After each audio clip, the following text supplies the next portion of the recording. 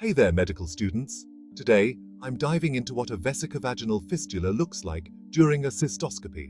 It's a fascinating topic, and I'm here to break it down for you. So, first off, what exactly is a vesicovaginal fistula?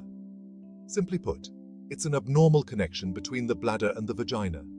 This can cause urine to pass involuntarily from the bladder into the vaginal canal. Not ideal, right? Now, when you're doing a cystoscopy, you're essentially using a scope to look inside the bladder.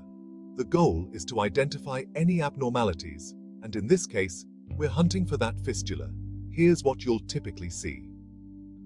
As you navigate the scope through the urethra and into the bladder, you'll notice the healthy mucosal lining. It's smooth, pink, and generally uniform in appearance.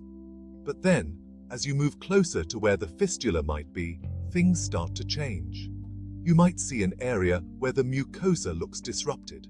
It could appear as a small opening or hole, often with irregular edges. This is the fistula tract, and it's the telltale sign you're looking for.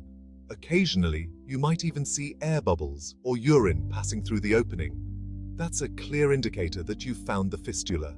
The surrounding tissue might also look inflamed or irritated, further confirming your diagnosis. Understanding these visual cues is crucial. They help you diagnose the condition accurately and form a treatment plan. Whether it's surgical repair or other interventions, early detection is key.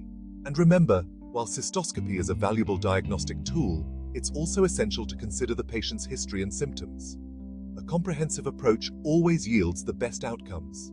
So, next time you're in the OR or observing a cystoscopy, keep an eye out for these signs. It's all part of becoming a skilled and knowledgeable healthcare professional.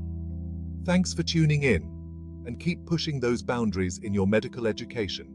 Until next time.